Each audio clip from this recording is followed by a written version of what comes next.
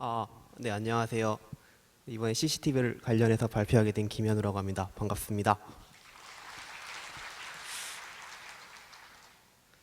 네, 저희는 이렇게 세 명이서 발표를 진행하게 됐고요. 그렇게 되는 이유는 저희 세 명이 같이 연구를 했기 때문입니다. 저희는 지금 NSHC 소속에서 이제 레드얼렛 팀에서 근무를 하고 있고요. 네, 저하고 민준이 같은 경우에는 현재 싱가포르에서 이제 일을 하고 있고, 이제 하행훈 씨 같은 경우에는 지금 한국에서 이제 인터넷을 통해서 서로 커뮤니케이션을 하면서 이제 일을 진행하였습니다. 네, 목차는 다음과 같습니다. 간단하게 IP캠에 대해서 이제 알아보고, 그다음 저희가 이걸 어떻게 해킹했는지, 그다음에 이걸 해킹해서 저희가 어떠한 취약점들을 찾았고, 그다음에 또 일부 벤더사에 대해서는 저희가 이제 백도어가 이제 숨어 있는 것도 발견할 수 있었습니다. 그래서 이제 백도어와 관련된 이야기를 하고, 그다음 간단한 시연과 이제 결론으로 마무리를 짓겠습니다. 네, 일단 저희가 이 연구를 하게 된 배경은요.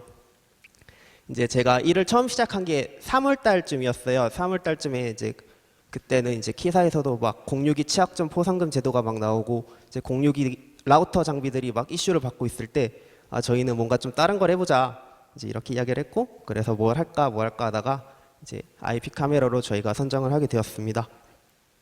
이제 IP캠 같은 경우에는 네트워크를 활용해서 이제 실시간으로 영상을 종송하고 이제 또 여기 렌즈나 아니면 간단한 조작 같은 것도 이제 원격에서 이제 가능합니다. 또 이제 최근에는 이런 장비들을 이제 유연하게 설치하기 위해서 이제 무선 네트워크 기능을 탑재하고 있는 경우가 많고요. 그 다음에 이제 최근에는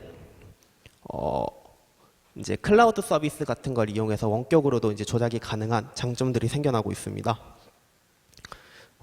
그리고 이제 저희가 장비를 구입할 때도 실제로 이전보다 가면 갈수록 가격이 점점 저렴해지고 있고요. 그러다 보니까 현재 많은 디바이스들이 이제 마켓에 나와 있고 이제 많은 사용자들이 증가되고 있는 추세입니다. 그래서 저희는 사실 IP 카메라 자체가 이제 사생활 보호나 뭐 기타 여러 가지 보안을 위해서 설치를 하는데 이게 오히려 어떻게 역효과가 일어날 수 있는지에 대해서 저희가 연구를 해보았습니다. 네, 이건 저희가 좀 재밌게 본 부분인데요.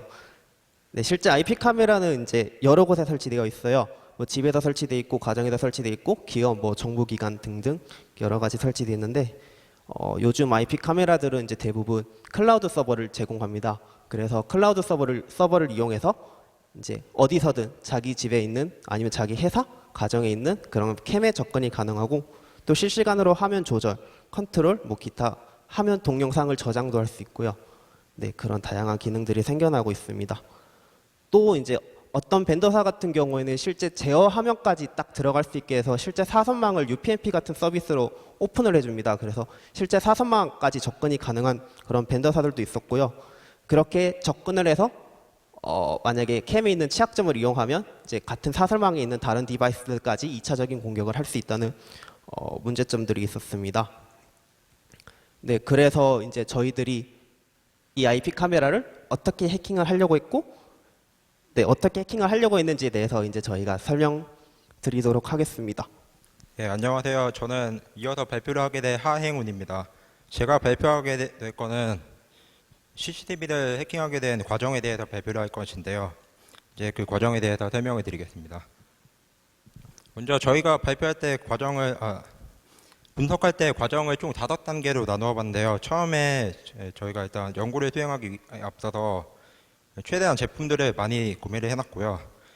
그렇게 구매한 제품들을 설치하고 조립해서 이제 환경 구축을 완료한 다음에 그렇게 설치된 장비들을 분석을 해야 되는데, 그럴 때 펌웨어 분석이 가장 우선이거든요.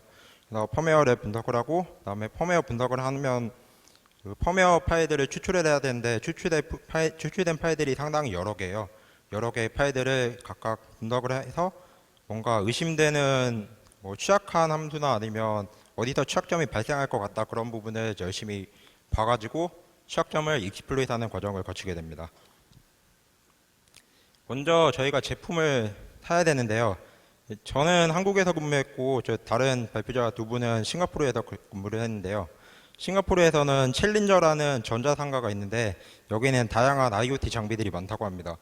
그래서 이 챌린저라는 곳에 가서 최근에 가장 많이 팔리던 제품들 중에 D밴더, T밴더, L밴더사 제품들을 구매했다고 하고요. 저는 한국에서 인터넷 쇼핑을 통해서 구매했는데요. 주로 중고장터에서 싸게 구매를 하였고요.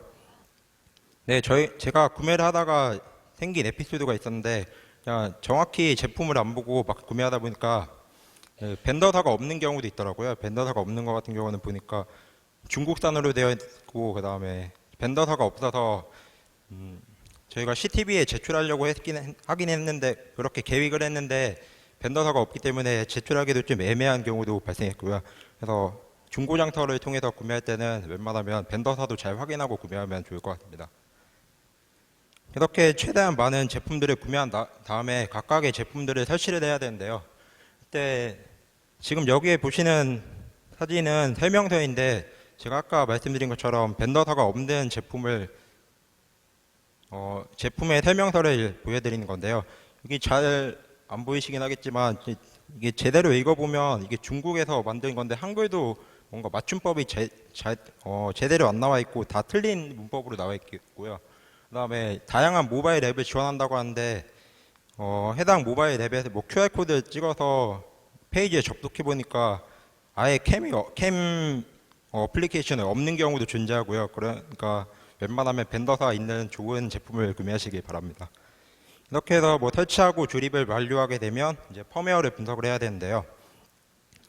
그래서 펌웨어를 분석할 때는 과정을 크게 두 가지가 있는데, 펌웨어를 얻어서 얻은 펌웨어를 추출을 해야 됩니다.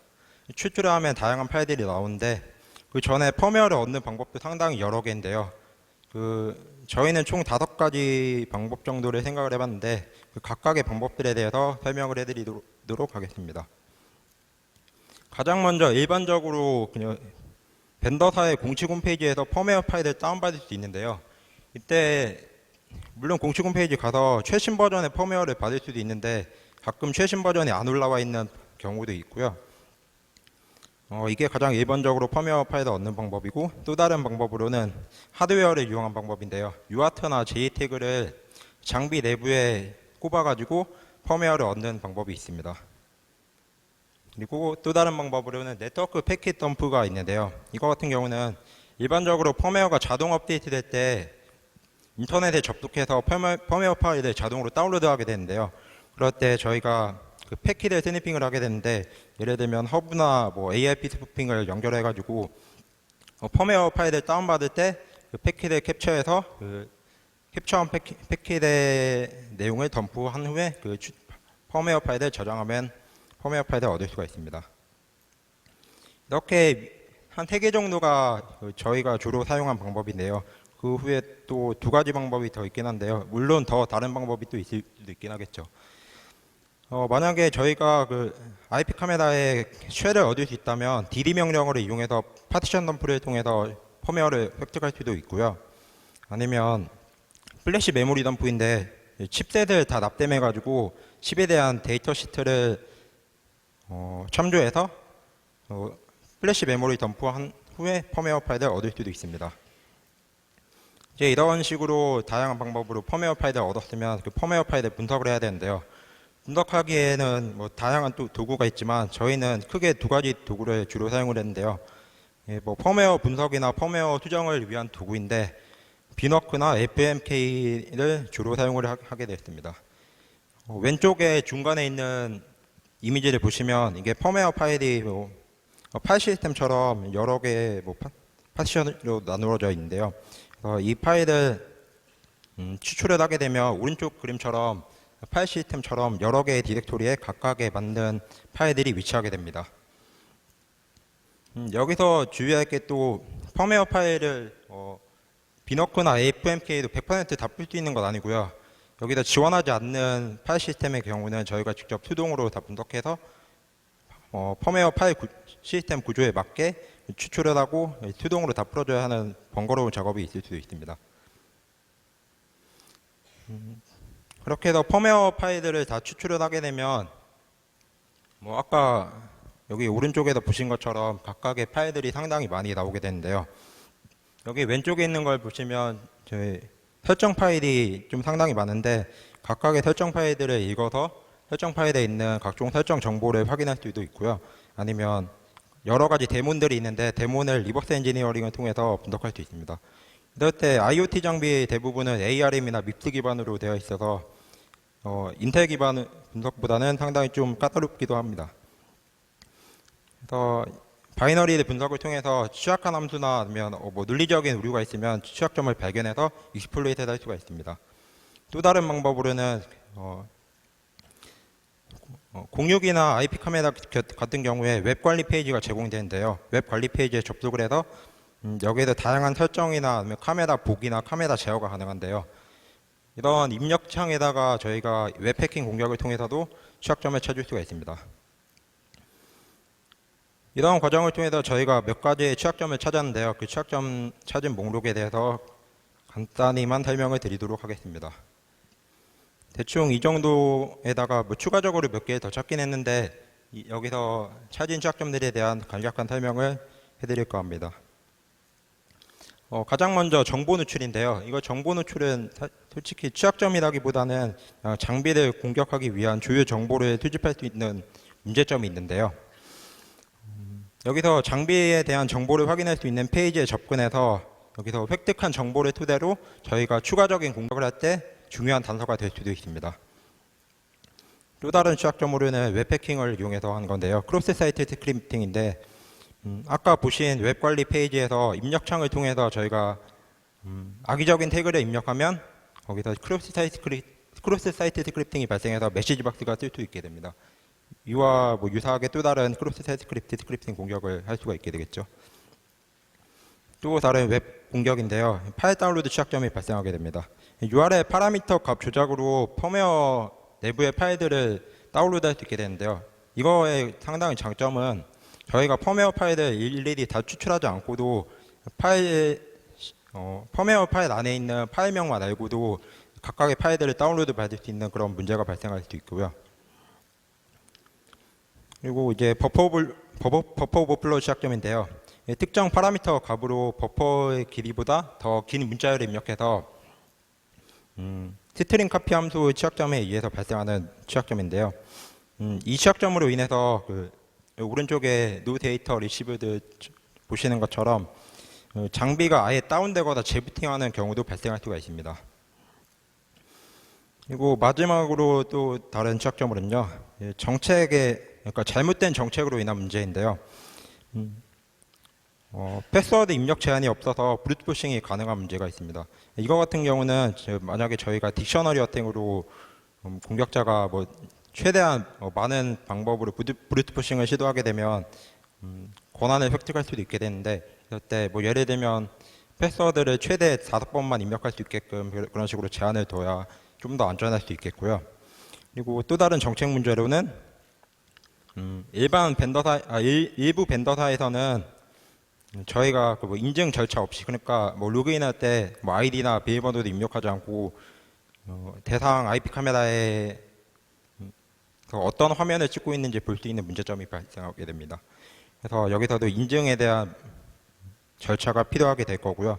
그 외에도 다양한 취약점이 있었는데 뭐 웹상에서 커맨드 인젝션을 수행할 수도 있겠고요. 아니면 저희가 이따가 뒤에서 보여드릴 취약점인데 프로토콜 취약점이 발생했는데요. 이거 같은 경우는 제품을 설치할 때 네트워크 트래픽이 오고 갈 때 발생하는 네트워크 트래픽을 분석해서 거기서 발생하는 취약점을 찾았습니다. 이 프로토콜 취약점에 대한 내용을 뒤에서 좀 자세히 설명을 드릴 예정입니다. 이제 이어서 박민준 씨가 발표를 진행해 주겠습니다. 네, 안녕하세요. 방금 소개받은 박민준이라고 합니다. 지금부터 이제 저희가 연구한 대상 장비들에 들어있던 백도어들이 어떤 형태로 존재했는지에 대해서 이야기를 하고자 하는데요. 네, 아마 어떤 분들은 이 기사를 보셨을 수도 있을 것 같아요. 지금 게시일이 아마 6월로 되어 있는데 이게 저희가 백도어들을 찾고 나서 낸 기사거든요. 사실 뭐 처음에 이제 목적은 취약점들을 찾는 게 목적이었는데 해킹을 하다 보면 언제나 늘 그렇듯이 이렇게 얻어 걸리는 것들이 있죠. 그래서 되게 운이 좋게 백도어들을 여러 가지를 찾았습니다. 그런데 저희가 굳이 이걸 여기서 소개시켜 드리는 이유는 흔히 볼 수 있는 이제 그런 단순하고 시시하고 재미없는 그런 백도어도 있지만 굉장히 특이한 형태의 백도어들도 다수 존재했기 때문에 이제 이 자리를 빌어서 소개를 해드리려고 합니다. 아까 이제 앞쪽에 개요 같은 부분에서 이제 말씀을 드렸듯이 저희가 직접 매장들에 찾아가서 많이 팔고 있는 제품들을 위주로 이제 몇 가지를 고르고 이제 그 중에서 이제 또 이제 골라서 이제 그 중에서 분석을 했고 이제 취약점 분석을 했는데 되게 재밌는 사실이 저희가 골랐던 모든 제품들에게서 백도어를 발견할 수 있었습니다. 그러니까 이건 다시 말하면 지금 D사, T사, L사 적었지만 다들 알고 계시죠? 어딘지. 그래서 저런 특정 국가들에서 이제 우리나라나 아니면은 다른 나라로 수출하는 이제 그런 류의 공유기에 매우 높은 확률로 백도어가 존재할 수 있다는 거를 이제 저희가 생각을 할 수가 있었고요. 네, 그래서 이제 저희가 찾은 백도어의 종류들에 대해서 이제 설명을 드리도록 하겠습니다. 일단 첫 번째로 이제 굉장히 흔하죠. 기본적으로 많은 이런 IoT 장비들이 내장되게 이제 인베디드 리눅스를 다 가지고 있기 때문에 이제 우리가 주로 리눅스나 아니면 윈도우에서 많이 사용하는 그런 텔넷 데몬이 존재하고 있는 경우가 많습니다. 디폴트로 오픈되어 있는 경우도 있고요. 아니면은 지금 보시는 그림과 같이 URL로 특정한 명령어를 넣어줘야 이제 텔넷이 오픈이 되고 이제 그리고 이 오픈된 것을 통해서 들어갈 수 있는 경우가 있고요. 물론 이제 어떤 경우는 관리자 인증이 있어야만 열 수 있는 경우도 있고 아니 그렇지 않은 경우도 있는데 어쨌든 둘 다 저는 문제라고 생각을 했고요. 그 다음으로 또 이제 흔한 종류 중에 하나가 이제 웹 베이스드 백도어입니다. 이거는 굉장히 많이 보셨을 거라고 생각을 하는데 사실 굳이 웹 베이스드 백도어를 보여드리는 이유는 지금 보시는 이 페이지는 단순한 웹 베이스드 백도어고 그리고 실제로 이제 일반적으로 보기에는 관리자의 권한이 있어야만 들어갈 수 있는 이제 그런 형태입니다. 그래서 이제 언뜻 보기에는 관리자 권한이 있어야 들어갈 수 있기 때문에 그렇게 문제되지 않는다라고 생각을 할 수도 있지만 지금 여기 보시는 그림이 이제 해당 장비의 클라우드 서비스 관련된 모습이거든요. 그런데 여기 클라우드 서비스에서 지금 해당 이제 캠의 관리 페이지로 접속할 수 있는 그런 통로가 존재합니다. 이제 UPnP를 사용해서 포트를 열고 그곳을 통해서 접근하는 그런 방식인데요. 이 말은 다시 말하면 원래는 내부에서 사용하거나 뭐 혹은 이제 바로 그 IP에 바로 연결되어 있을 수도 있는데 어쨌든 만약에 설령 내부에 연결되어 있다 하더라도 만약에 이게 클라우드에 연결이 되어 있다면 외부에서 접근할 수 있는 통로가 일단 만들어진다는 게 중요한 것이고 만약에 클라우드의 관리자가 악의적인 마음을 품게 된다면은 관리자 권한으로 이제 바로 저 페이지에 접근하게 되고 시스템 명령어를 마음대로 실행시킬 수 있다는 것이 문제가 됩니다. 또한 이제 이런 클라우드 관리를 해주는 이런 벤더사들의 홈페이지에서는 패스워드를 대체로 평문으로 저장하고 있었습니다.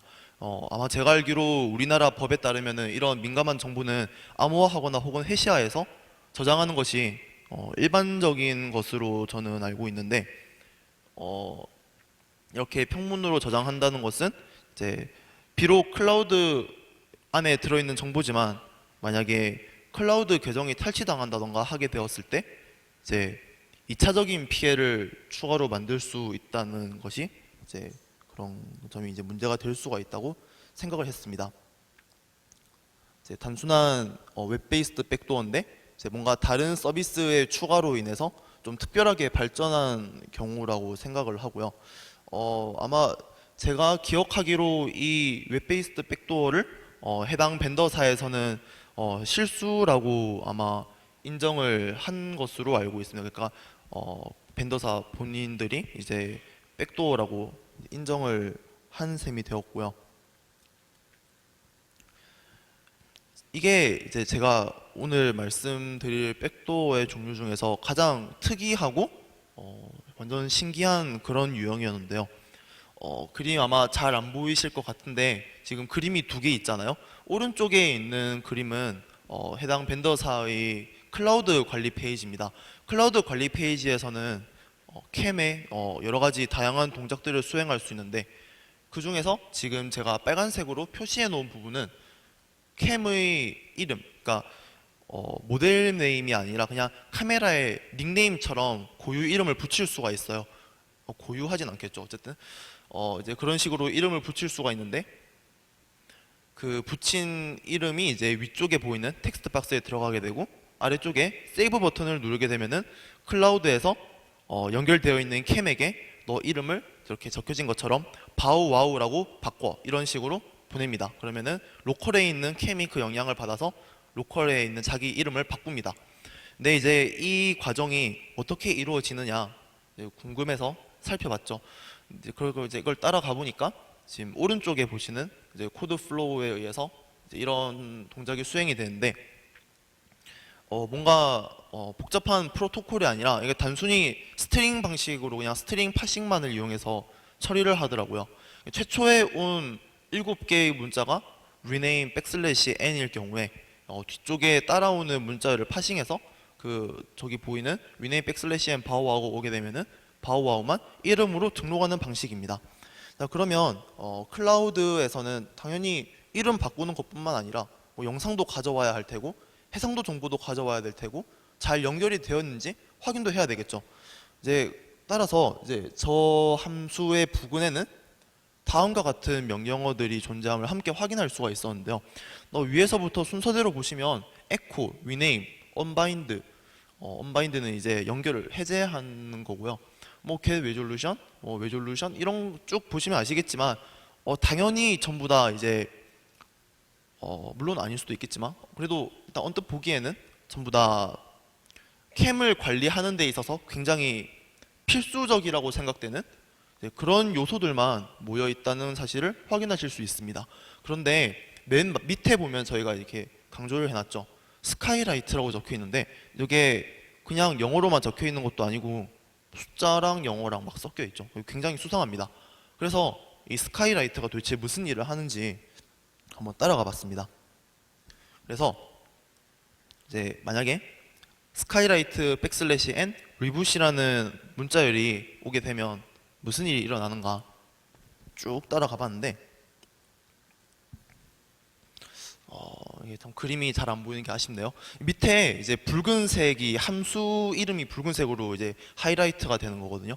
근데 저쪽에 지금 execv라고 적혀 있습니다. 그러니까 스카이라이트 백슬래시 n이라고 적혀져 있는 문자열이 있으면 그 뒷부분에 파싱해서 execv에 어떤 인자로 넘겨주는데 함께 인자로 넘겨주는 값이 위에 하이라이트 되어 있는 binsh입니다. 그러니까 쉘이죠. 쉘에 해당 문자열을 인자로 넘겨줍니다. 다시 말하면 쉘 명령어를 실행하는 것이죠. 그러니까 클라우드에서 다시 정리를 하자면 클라우드에서 이제 캠에게 스카이라이트 백슬래시 n 그리고 뒤에 쉘 명령어를 넣게 되면은 임의의 코드를 실행할 수 있습니다. 물론 임의의 코드뿐만 이제 임의의 명령어뿐만 아니라 코드, 프로그램 같은 것도 삽입해서 악성 프로그램이나 혹은 이제 그런 류의 것들을 실행시키는 것도 충분히 가능하겠죠. 물론 당연히 루트 권한으로 동작합니다. 네, 똑같은 벤더사에서 이제 앞서 말씀드렸던 것과 같이 이제 마찬가지로 아이디랑 패스워드가 그대로 평문으로 저장되어 있다는 것을 확인할 수가 있습니다. 네, 여기까지가 이제 저희가 찾은 백도어들의 유형에 대해서 말씀을 드린 거고요. 그리고 저희가 오늘 발표를 위해서 데모를 한두 가지 정도 준비를 했는데 이제 아까 앞쪽의 슬라이드에서 이제 저희가 프로토콜 vulnerability에 대해서 설명을 드리겠다고 이제 했었잖아요. 이제 그 부분에 대해서 이야기를 좀 드릴까 합니다. 프로토콜 vulnerability가 이제 뭐 여러 가지 종류가 있을 수가 있습니다. 예를 들어서 프로토콜 자체의 이제 로직에 문제가 있을 수도 있고 그 프로토콜을 구현상에 있어서 이제 문제가 있을 수도 있는데 저희가 찾았던 것은 뭐 일단 물론 대부분의 IP캠이 그러하듯이 이제 IP캠 영상이나 또는 음성을 스트리밍할 때 어떠한 암호화 과정도 거치지 않고 로우 데이터로 전송을 하기 때문에 이것이 뭔가 이제 문제를 일으킬 수 있고 혹은 해적 방송 같은 것도 충분히 이제 가능합니다. 네. 그리고 사실 위에 거보다는 밑에 게 훨씬 더 좀 특이한데요. 일부 벤더사에서는 이제 자신들의 장비를 위해서 혹은 장비 간의 커뮤니케이션을 위해서 커스텀 프로토콜을 만들어 사용합니다. 근데 이제 이런 커스텀 프로토콜의 이제 설계상의 문제점은 뒤에서 또 말씀을 드릴 거고요. 근데 이 해당 프로토콜은 모든 통신을 UDP 브로드캐스트를 사용합니다. 그러니까 이것은 구현상의 문제라는 거겠죠. 사실 UDP 브로드캐스트를 하는데 이제 문제는 UDP 브로드캐스트 하는 통신의 내용이 굉장히 민감한 정보들이 많았기 때문에 이런 부분에서 이제 취약한 부분이 있었고요. 그리고 이제 이 DCP라는 커스텀 프로토콜의 구조에 대해서 간략하게 설명을 드리려고 하는데 지금 오른쪽에 나와 있는 것들이 패킷 덤프의 내용이고 왼쪽에 보이는 이제 여러 알파벳들이 로우 패킷의 내용인데 보시면 아시겠지만 굉장히 우리가 알고 있는 베이스 64와 매우 흡사합니다. 근데 이게 사실 잘 보면은 어떻게 구현되는지 봤을 때 베이스 64랑 조금 다릅니다. 그러니까 기본 인코딩 원리는 베이스 64와 똑같습니다. 그런데 우리가 알고 있듯이 베이스 64의 베이스 스트링은 이제 A부터 G까지 A부터 G까지 이제 이런 식으로 구성이 되어 있는데 지금 저 베이스 스트링은 뭐 QA 어쩌고 하면서 뭔가 좀 꼬여 있죠. 그러니까 다시 말하면 베이스 64와 똑같은데 원리 자체는 똑같은데 베이스 스트링만 바꿔서 이용하고 있었습니다. 그래서 이것을 알게 되면 당연히 디코드를 할 수가 있게 되겠죠. 그래서 아래에 보이는 사진이 이제 아까 보셨던 그런 로우 패킷을 디코드한 내용이고요. 이제 저기서 사실 뭐 다른 내용은 그렇게 흥미로운 내용이 없는데 이제 주의하셔서 보셔야 될 게 여기 보면 P 필드랑 X 필드가 있어요. 그러면 P 해놓고 이제 두 번째 나와 있는 내용인데 두 번째 가운데 보시면 있습니다. P는 하고 뭐 대문자로 YX 어쩌고저쩌고 있죠. 저게 딱 봐도 베이스 64 같잖아요. 그래서 저거를 디코드 해보면 AS123이 나옵니다. 저 AS123이 뭐냐면 이제 현재 유저가 어떤 비밀번호를 세팅할 때 이제 저 패킷을 보냅니다. 근데 저렇게 패킷을 로우하게 보내고 또한 UDP 브로드캐스트를 사용하기 때문에 이제 공격자의 입장에서 가만히 있어도 저 패킷을 받아서 얘가 사용자가 패스워드를 ASD123으로 바꿨구나 하는 사실을 충분히 쉽게 알 수 있습니다. 그리고 진짜 문제가 되는 부분이 사실 그러니까 패스워드 세팅은 언제든지 안 할 수도 있는 거잖아요. 그런데 진짜 문제가 되는 부분이 뭐였냐면 뒤에 있는 X 필드인데 저게 해시 값이잖아요. 저게 MD5 해시입니다. 그러니까 저게 이제 인증을 위해서 사용되는 해시 값인데 패스워드 정보가 들어갑니다. 패스워드 정보를 넣고 이제 소프트를 붙인 다음에 해시를 하게 돼서 이제 저 패킷을 보낸 사람이 정말로 유저인지 아닌지 확인하는 그런 용도로 사용을 하는데 만약에 저렇게 X 필드 값을 붙여서 UDP 브로드캐스트를 하게 되면 공격자는 해당 패스워드에 대한 해시 값을 얻게 되는 거죠. 솔트 값은 리버스 엔지니어링을 통해서 충분히 찾아낼 수가 있고요. 그래서 공격자는 이제 시간만 충분히 허락을 해주고 그리고 크랙할 수 있는 환경만 충분히 조성이 된다면 시간은 공격자의 편이죠. 그래서 충분히 패스워드 크랙을 할 수가 있습니다. 그래서 해당 내용을 이제 저희가 데모로 준비를 했는데요. 보여드리도록 하겠습니다. 네, 지금 보시듯이 이렇게 파이썬으로 간단하게 UDP 패킷을 캡처하는 스크립트를 작성하고 이제 이 프로그램이 뭐냐면은 최초로 캠을 세팅할 때 이제 사용하는 프로그램이에요. 그러니까 반드시 이 프로그램을 사용해야만 해당 캠을 세팅할 수가 있습니다. 그래서 이제 다음과 같은 과정을 거치고 장비는 지금 대기실에 있거든요. 그래서 무선으로 연결해서 지금 세팅을 하고 있고요. 제일 먼저 이제 해당 로컬 네트워크에 대해서 카메라 서칭을 합니다. 그래서 다음과 같은 패킷을 주고받으면서 이제 카메라 세팅을 하려고 시도하고 있고요. 이제 위에 있는 게 이제 나 너 찾고 싶다 이런 이야기고 두 번째 나온 이야기가 나 여기 있다 이런 이야기입니다.